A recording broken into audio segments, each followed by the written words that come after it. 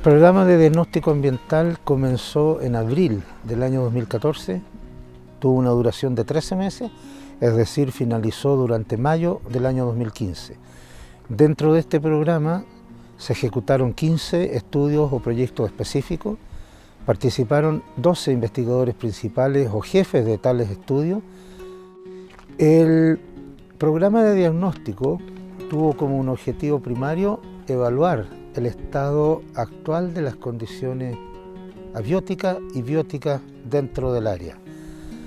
Y dentro de esos estudios se incluyeron entonces análisis de calidad de agua y sedimento, distribución de macrófitas o plantas acuáticas, estado de la fauna de invertebrados y vertebrados acuáticos, identificación de los servicios ecosistémicos dentro del humedal y el análisis del rol del conocimiento ecológico local del área del humedal en la identificación de cambios ambientales.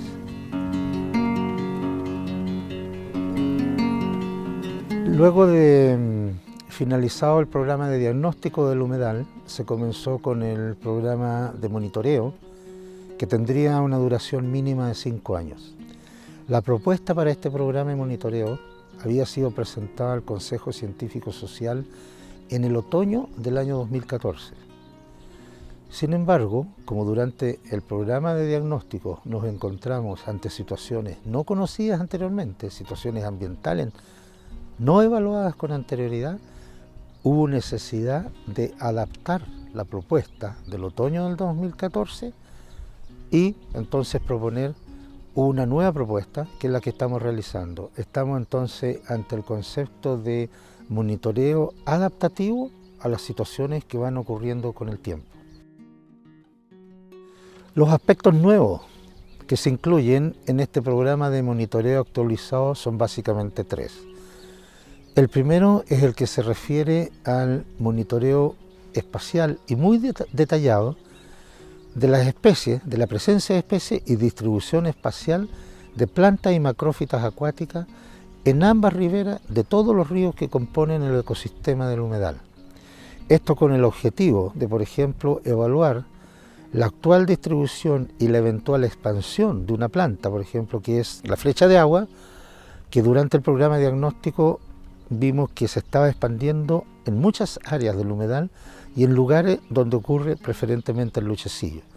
Con este tipo de muestreo nosotros vamos a poder evaluar el eventual efecto de esta planta sobre otras macrófitas y especialmente sobre aquellas que son consumidas por las aves herbívoras del humedal como los cisnes y las taguas. El segundo aspecto que es nuevo es la inclusión en este programa de la medición de la extensión de las planicies sedimentarias intermareales, que durante el programa de diagnóstico vimos que estaban aumentando. Y lo que nos interesa saber si ese aumento tiene alguna relación con un eventual movimiento de las placas tectónicas, es decir, del suelo sobre el cual se asienta toda esta región. Y para eso entonces hemos instalado un GPS geodésico en el Fundo Santa María. Esto ha sido facilitado por el Centro Sismológico Nacional y los datos que el GPS nos está entregando nos van a orientar en este sentido.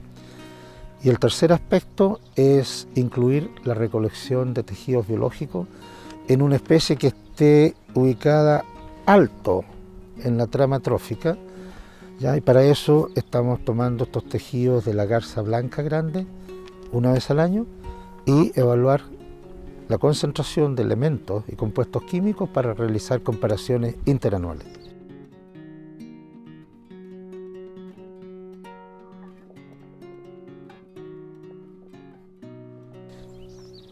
El programa de monitoreo consiste en evaluar en el tiempo la variabilidad del componente abiótico y biótico del humedal. El programa de diagnóstico fue un programa muy acabado de toda el área del humedal. El programa de monitoreo entonces consiste en la selección de algunas de esas variables, de algunos de esos componentes, en la selección de cuáles son los lugares que indican más diferencia y el seguimiento de todo eso en el tiempo.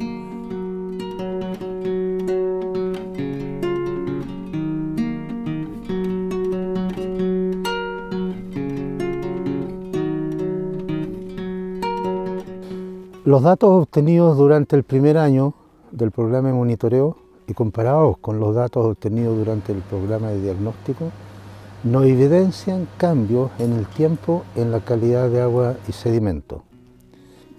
Los datos que evidencian que la calidad de agua se ha mantenido en el último par de años están la transparencia del agua, que ha ido aumentando de forma significativa en el tiempo, la concentración de metales pesados disueltos en el agua que se mantiene dentro de las normativas ambientales vigentes, y las concentraciones de dioxinas y furanos, que son muy bajas en el agua y en los sedimentos, y para el caso específico del agua, muy cerca de los límites de detección del método utilizado.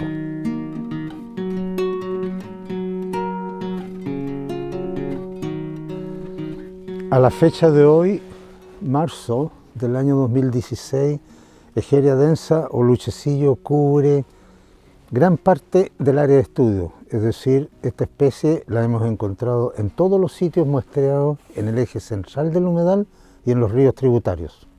Otras plantas acuáticas que también son consumidas por aves herbívoras como el cisne cuello negro, las hemos encontrado en diferentes partes del humedal. Estas plantas son, por ejemplo, el güiro café y el güiro verde.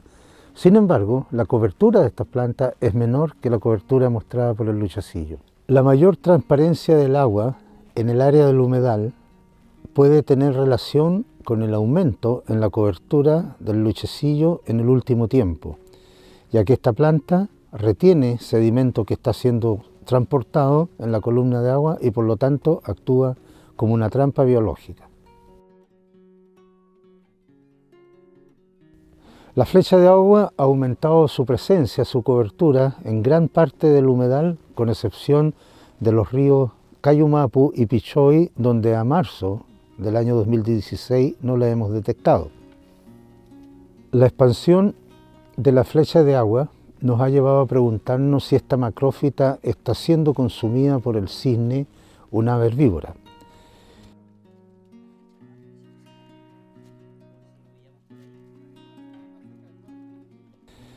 Para responder esta pregunta, se han realizado capturas de cisne para obtener fecas y observar estas fecas bajo el microscopio y evaluar entonces qué tipo de plantas están siendo consumidas por el cisne.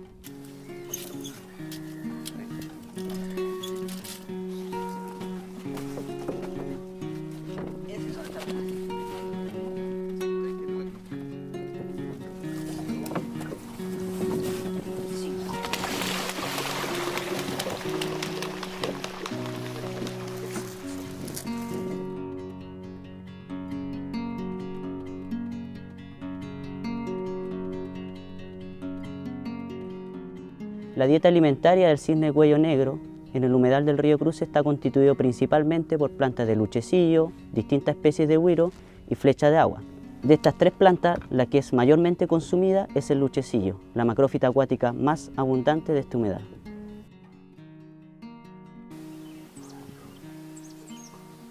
La expansión de la flecha de agua en el humedal nos lleva también a otra pregunta, y es si esta especie está interactuando de algún modo con el luchecillo, que es la macrófita acuática más abundante que ocurre en el área.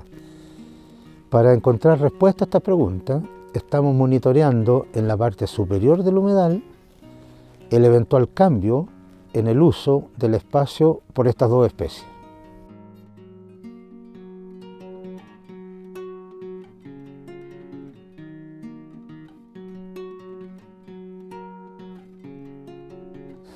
La fauna ritral, es decir, aquellos invertebrados bentónicos que viven en fondos pedregosos y que se usan comúnmente para evaluar calidad de agua en relación a carga orgánica, muestra que en general el agua de la parte superior del humedal tiene calidad buena o muy buena.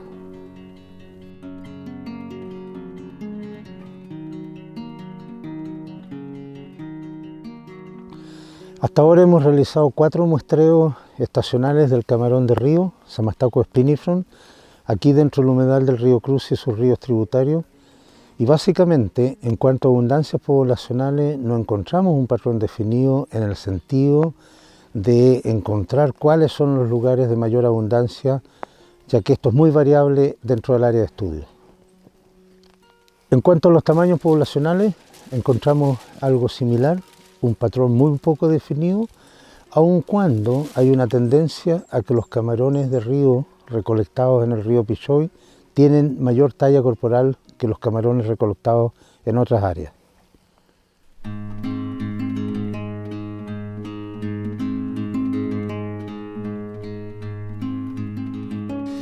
Los muestreos hasta ahora realizados de la fauna íctica de las riberas del humedal del río Cruce muestran que en general la fauna de peces es más abundante durante los muestreos de otoño en relación a los muestreos realizados durante primavera. Por otra parte, esta fauna está dominada por especies nativas, fundamentalmente el puyi. No hemos encontrado patrones que permitan decir o concluir que las abundancias poblacionales son mayores en una u otra estación del año o en uno u otro sitio. Es decir, la fauna íctica de las riberas del humedal es altamente variable.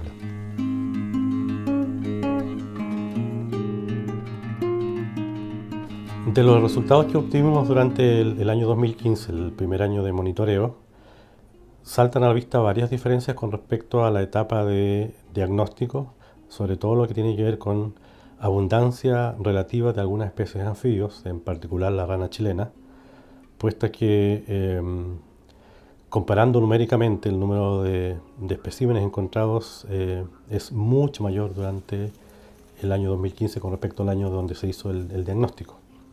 No obstante, hablar de una tendencia teniendo solamente un año de diagnóstico, que fue en 4 estaciones, comparativo al año de monitoreo, que fue una estación de primavera, es un poco, digamos, apresurado tener alguna tendencia, puesto que se ha demostrado que los anfibios tienen fluctuaciones que pueden ser de más de un año en cuanto a número poblacional. Por lo mismo, hemos aumentado el número de muestreos de 1 en primavera a 2 que se realizan durante este año para tener una mejor representatividad anual de estas especies y poder por lo mismo compararlo de mejor manera con la etapa de diagnóstico.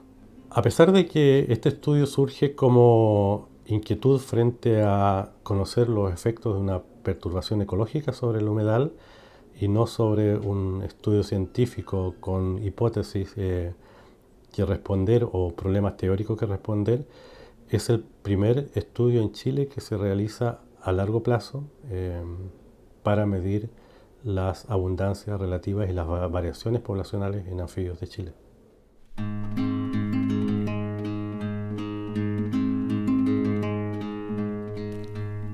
El análisis de los datos obtenidos periódicamente por la CONAF muestra que el cisne de cuello negro sigue recuperando sus abundancias poblacionales, cosa que habíamos detectado a partir del año 2012. La tagua muestra una tendencia similar a partir del año 2012, pero durante el año 2015 esa tendencia se revierte, ya que durante ese año las abundancias de esta especie fueron más bajas que durante los 2 años anteriores. Los mismos datos de la CONAF muestran que la tagüita no se ha recuperado a partir de los cambios ambientales del año 2004.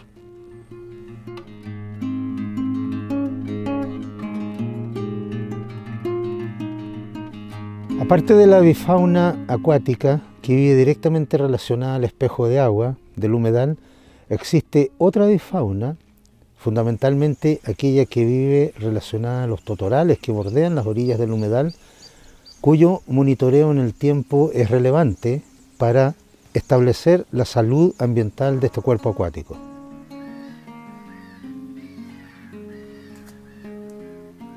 Las aves paseriformes son un orden de aves que ha tenido un éxito evolutivo muy importante porque han radiado hasta diversificarse en multitud de especies y componen alrededor del 50% de las especies de aves que conocemos en el mundo, y la característica básica es que elaboran estrofas, tienen cantos muy elaborados.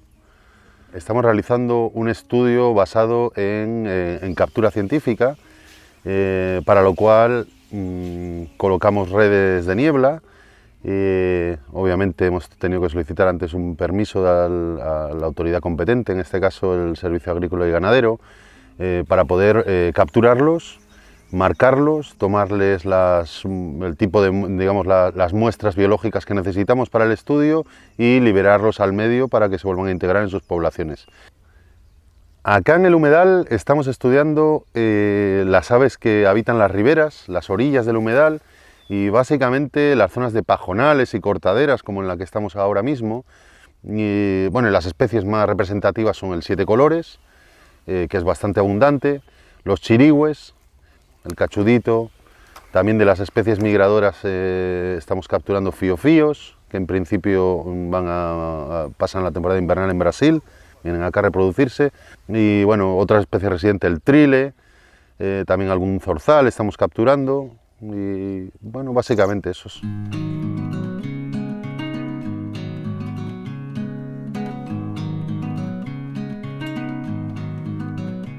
La mayor parte del sedimento que constituye las planicies intermareales sedimentarias del humedal, así como el sedimento que es resuspendido en la columna de agua cercana al fondo de estas planicies, es arena.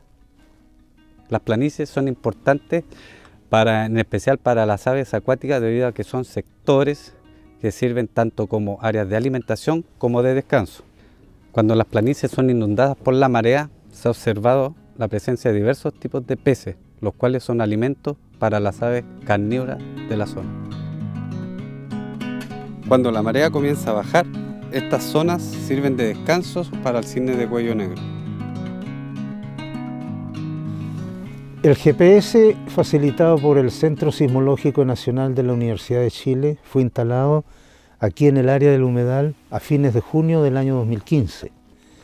Los primeros datos fueron extraídos de este GPS en enero del presente año.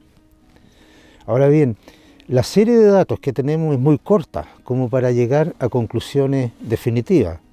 Sin embargo, la comparación de los datos obtenidos por el GPS en el humedal muestran que el continente en esta zona se levanta y que ese levantamiento es mayor al que muestran los datos de otros GPS instalados en localidades cercanas como Valdivia y Niebla.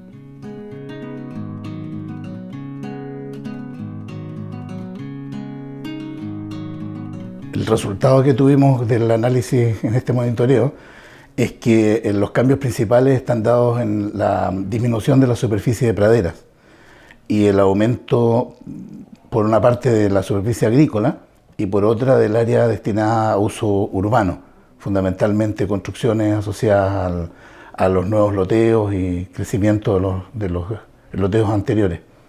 Ahí hay un cambio importante que se verifica, que son como dos procesos paralelos, digamos. El cambio que se está produciendo en los factores climáticos es más rápido de lo que se había esperado, digamos. Realmente estamos viendo una velocidad de cambio por sobre lo que muchos habíamos esperado que ocurriera. Y por lo tanto debiéramos tener una dinámica en cambio de uso del suelo que se vaya acelerando. Y eso puede significar fundamentalmente incremento de la superficie agrícola. Bueno, el efecto fundamental viene por el lado de la utilización de agroquímicos que caracteriza la mayoría de las prácticas agrícolas tradicionales en la región, y las nuevas que se instalen son más intensivas, sobre todo si son frutales menores, más intensivas en agroquímicos. Por lo tanto, la carga de contaminantes que puede llegar al humedal puede incrementarse de manera bastante significativa. El monitoreo del conocimiento ecológico local consiste en rescatar y poner en valor el conocimiento que portan las comunidades locales respecto del ecosistema en el que viven. En la etapa de diagnóstico del humedal, lo que se realizó fue una caracterización del conocimiento ecológico local a partir de un conjunto de variables y de indicadores que nos permitieron dar cuenta de cuál era el estado y la vinculación de las comunidades con otros sistemas de conocimiento. El primer objetivo es poner en valor este conocimiento a partir del rescate de la memoria y de las experiencias de los habitantes que viven en las zonas aledañas al humedal. En segundo lugar, es la articulación del conocimiento científico con el conocimiento ecológico que tienen las comunidades locales para el monitoreo del humedal. Y lo tercero es el diseño de un sistema de monitoreo con participación de las comunidades locales y también de otros actores que participan de la gestión y el cuidado del humedal, como los científicos y las instituciones públicas.